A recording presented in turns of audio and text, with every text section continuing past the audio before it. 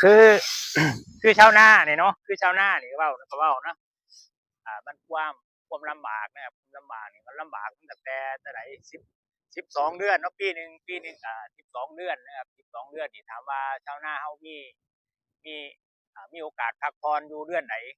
กันที่ว่าไปนี่ตะพ่นมาสังเกตเบิ่งตั้งแต่เฮ็ดนามาแต่น้อยๆเนาะแต่พ่อแต่แม่ตั้งแต่ไหนแต่ไรว่าซั่นดอกเป็นชาวนามานี่ครับแต่ก็บ่ร่ำรวยนะครับว่า การเฮ็ดนานี่ก็เฮ็ดยาวๆมาเลยเด้12 เดือนปีหนึ่ง12 เดือนนี่บ่มีเวลาพักผ่อนนะครับเวลาพักผ่อนเลยเอาเริ่มตั้งแต่เริ่มเฮ็ดเนาะแต่ผมจะเว้าเรื่องตั้งแต่เฮ็ดเลยนะครับตั้งแต่เฮ็ดนี่ก็คือโดยการเป็นชาวนาเนาะชาวนาเฮานี่ก็เฮ็ดนานี่ก็เริ่มจากการไถขุดไถดะแม่นบ่เริ่มจากการไถดะไถขุดมาเป็นที่เรียบร้อยบัดนี้ก็มานี่เด้ เดี๋ยวนี้มันก็ใครแน่มันเป็นยุคใหม่เนาะยุคใหม่ที่เรียกว่าเป็นเทคโนโลยีเข้ามาหลายเทคโนโลยีเข้ามาหลายนี่ก็เฮ็ดให้สบายไปหน่อยหนึ่งบ่ลำบากคือแต่ก่อนแต่ว่าปัญหาหนึ่งก็คือเป็นหนี้หลายกว่าเก่าเป็นหนี้หลายกว่าเก่าเด้ครับเพราะว่ามันบ่คือแต่ก่อนเฮานี่บ่ใครเป็นหนี้เด้พ่อแม่เฮาก็บ่ใครเป็นหนี้นะครับเพราะว่าการเฮ็ดนาเฮาเฮ็ดแบบพอเพียงแม่นบ่เฮาอยู่ได้แบบพอเพียงนี่คือแต่ก่อนอ่าหลังจากอันเฮ็ดไร่เฮ็ดนาแล้วก็หาขุดปูขุดกบกินไปเท่านั้นล่ะบ่ได้ซื้อของเข่งคือสมัยซุมื้อเนาะมันก็แตกต่างกันอยู่นะครับโดยแล้วนะครับโดยปกติแล้วนี่ก็คือคันเฮาเฮ็ดนาตามปกติเนาะอันชีวิตของชาวนาเฮานี่เริ่มมาตั้งแต่เดือน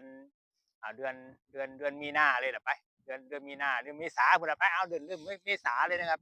เมษาเมษานี่เฮาฮู้แล้วนะครับพฤษภานี่เดี๋ยวนี้นะเฮ็ดนาแบบใหม่นี่คือ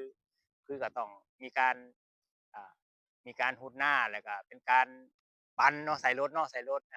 ปั่นแต่ว่าบางคนก็หยอดใส่หยอดเด้ใส่หยอดเอานะครับแต่ว่ามันก็เฮ็ดหลายรูปแบบได้เนาะแต่ว่าการดำนาสมัยเดี๋ยวนี้มันก็ยกเลิกไปหมดแล้วล่ะบ่ค่อยมีผู้เฮ็ดก็จะมีแต่เฮ็ดแต่แบบทันสมัย30ไร่เฮ็ดมื้อเดียวจบอิหยังประมาณนี้นะครับ ก็จะมีทั้งวานแล้วก็มีวานแล้วก็มีหยอดนี่โดยการจะเริ่มตั้งแต่เดือนพฤษภาเลยแหละนะครับพฤษภามิถุนาพฤษภามิถุนากรกฎานี่คือแล้วเมื่อละอันนี้แล้วเมื่อแล้วบัดนี้นะครับหลังจากนั้นเฮ็ดหยังบัดนี้หลังจากกรกฎาสิงหากันยาไม่หยังเขาก็ต้องมาดูแลเขาอีกเด้อบัดนี้ต้องมาดูแลว่ามันจะเขาจะงามวันใดเสียหายหยังวันใดอ่าเห็นว่ามันบ่มีเวลาได้พักผ่อนเลยนะครับ แต่จริงนี่ก็คือมันก็ต้องอาศัยน้ำฝนนำคือกันเนาะถ้าปีใดฝนฟ้าบ่ดีนี่ก็จบกันแล้วครับชาวนาน้ำตาไหลเลยล่ะไปตามๆกันล่ะเป็นหนี้เป็นสินบ่ฮู้จักหมดล่ะเป็นจังซั่นนะครับทีนี้หลังจากอ่าเดือนกรกฎาสิงหากันยาตุลาจบเนาะแม่นบ่จบเฮาก็จะเดือนต่อไปก็คือพฤศจิกาพฤศจิกาธันวานี่เฮ็ดหยัง เกี่ยวเข่าในบ้านนี่เกี่ยวเข่าก็ใส่คือเก่าแหละครับใส่เทคโนโลยีคือเก่าอะแหละใส่รถเกี่ยวเดี๋ยวนี้ทันสมัยขึ้นบ่ได้ก้มเกี่ยวคือแต่ก่อนดอกบ่ได้เฮ็ดยากดอกบ่ได้เกาะบ่ได้เกี่ยวคือแต่ก่อนแล้วนะครับใส่รถอย่างเดียวนะครับใส่รถแต่ว่าการขายเขากับบ่ได้เก็บไว้คือแต่ก่อนเด้บ่ได้เก็บไว้คือแต่ก่อนนะครับขายสดอีกต่างหากง่ายปานหยังเราก็เก็บเอาแต่เงินมาไว้เท่านั้นเองนะครับเก็บเงินบ่ได้เอาไว้ดอกเอาไปใส่หนี้คือเก่าล่ะเป็นจั่งนั้นไปนะครับ หลังจากเก็บเกี่ยวเรียบร้อยขึ้นเหล้าขึ้นช้างเป็นทีเรียบร้อยขายเขาเป็นทีเรียบร้อยชาวนาได้อยู่ได้เศร้าบ่มันบ่ได้เศร้าคือเก่านะครับก็คือจังซี่แหละคือกระจังตะพนมาเฮ็ดอยู่นี่แหละนะครับต้องมาเคลียร์ฟางไว้เด้ต้องมาเคลียร์ฟางไว้นะครับเพราะว่าฟางนี่ก็ส่วนหนึ่งเราจะต้องเอาไว้ให้งัวเนาะไว้ให้งัวแต่ว่าบางเจ้าบางรายนะครับเพิ่นก็บ่นี่เด้ เพิ่นก็บ่เก็บเพิ่นใช้แบบเทคโนโลยีแบบใหม่มาอีกเฮ็ดจั่งใดวะติอัดครับอัดฟางเลยนะครับอัดฟางเลยอัดเป็นก้อนเลยนะครับอัดเป็นก้อนแล้วก็ค่อยเก็บไปไว้ให้งัวให้ควายนะครับแต่ว่าบางเจ้าอีกเด้บัดนี้บางเจ้าบางคนเพิ่นก็บ่นี่เด้ผู้เพิ่นบ่มีงัวมีควายคือหลายๆคือตะพนจังซี่เนาะตะพนนี่คือตะพนนี่เฮ็ดบ่ได้เพราะว่าบางเจ้าเพิ่นสิบ่มีงัวควายนี่เพิ่นจะไถกบต่อสั่งแหม เพิ่นจะไถกบต่อสร้างไถลิบ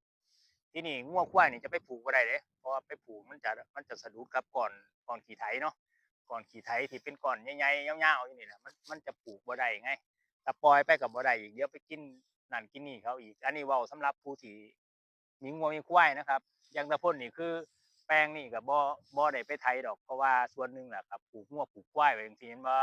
แล้วก็หญ้าที่ให้มันเกิดนี่ก็ให้ปล่อยให้มันเกิดมา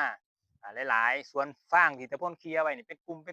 อยู่นี่ก็คือเดี๋ยวตาพ่นก็จะเอารถมาขุดมาขนไว้มาขุด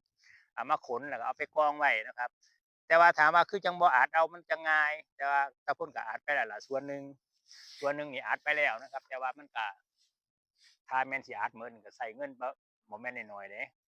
ใช้เงินบ่แม่นน้อยๆคือกันนะครับก็เป็นหลายบาทอยู่เพราะว่าก้อนหนึ่งเพิ่นก็คิดก้อนละ15 บาทเนาะรถอัดแท่งใหญ่เพิ่นก็คิด15 บาทก้อนน้อยเพิ่นก็คิดอยู่ที่10 บาทจังซี่เนาะก็คือเบิ่งว่าเป็นฟางเจ้าของแท้ๆจังซี่แม่นบ่ฟางเจ้าของแท้ๆแต่ว่าก็มาซื้อเด้บัดนี้ซื้อตัวเพราะ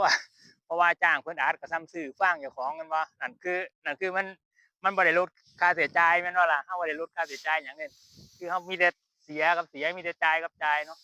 เฮาคือว่าเฮามันบ่พอเพียงล่ะเว้าง่ายๆเฮาอยากได้อยู่แต่ว่ามันก็บ่พอเพียงเนาะตรงนี้ก็เป็นวิถีหนึ่งของชนบทเนาะที่นี่หลังจากเก็บฟางเก็บหยังเป็นที่เรียบร้อยเนาะถามว่าเฮาได้พักผ่อนเท่าใดบัดยังครับยังบ่ได้พักผ่อนเด้เพราะว่าตรงนี้เฮาจะพฤศจิกาเนาะพฤศจิกาธันวามกราปีใหม่แม่นบ่ฮอดปีใหม่นี่อันส่วนเฮาสิพักนี่ก็บ่มีแล้วอ่าเดือนต่อมาก็เป็นกุมภามีนาเมษาได้หยุดบ่ได้หยุดเด้บ่ได้หยุดเราก็พาอันทางป่าทางหยังนี่เฮ็ดอันในไร่ในนาเฮานี่แหละอยู่นี่แล้วก็เป็นวงจรอยู่ในนี่แหละเป็นวงจรอยู่บ่ได้เซาจักเทื่อดอกนะครับ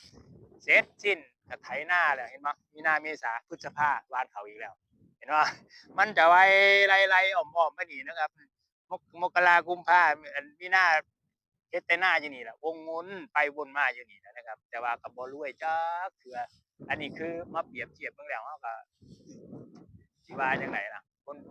เขาก็ว่าไปอีกก็ว่าแต่พ่อแต่แม่เพิ่นพาเฮ็ดจังซี่เนาะบางครั้งบางคราวเฮาต้องมีการเปลี่ยนแปลงบ้างเนาะต้องกล้าเปลี่ยนแปลงนำนะครับแต่ว่าวิถีของชาวนามันก็อยู่ส่ำนี้แหละนะครับคือบ่ร่ำบ่รวยจังเทื่อดอกก็อยู่ส่ำนี้แหละ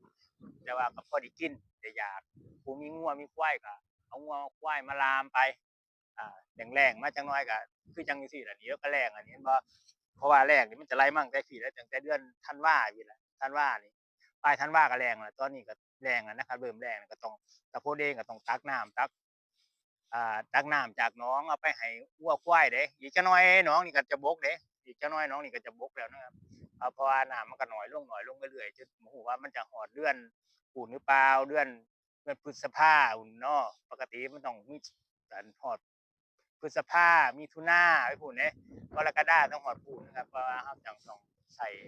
น้ำให้งัวให้ควายอันนี้ก็เป็นความลำบากของชาวนาในส่วนของผู้เลี้ยงงัวเลี้ยงควายเนาะสำหรับผู้ที่บ่ได้เลี้ยงงัวเลี้ยงควายเพิ่นก็สบายหน่อย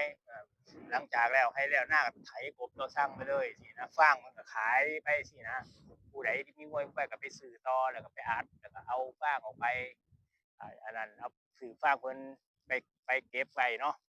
อันนั้นก็เป็นวิถีหนึ่งที่ของคนชนบทเนาะเราบ่ได้อยู่แบบจังไดล่ะแบบสบายดอกคนชาวนานี่บ่ได้อยู่แบบสบายนะครับแต่ลำบากแต่ถามว่าลำบากขนาดนี้ก็ยังบ่รวยเด้บ่รวยนะครับบ่รวยก็ไปเรื่อยๆนะครับเป็นชีวิตของชาวนานะครับก็เป็นจังซี่แหละอย่างนี่แต่ละคนก็บ่ไอ้นี่ดอกเพราะว่าต้องเอาหญ้าไว้ให้งัวควายเนาะนี่แบบนี้เลยนะครับ ขอบคุณทุกคนนะครับที่เข้ามารับชมนะครับเดี๋ยวเจอกันคลิปต่อไปครับผมสำหรับคลิปนี้สวัสดีครับ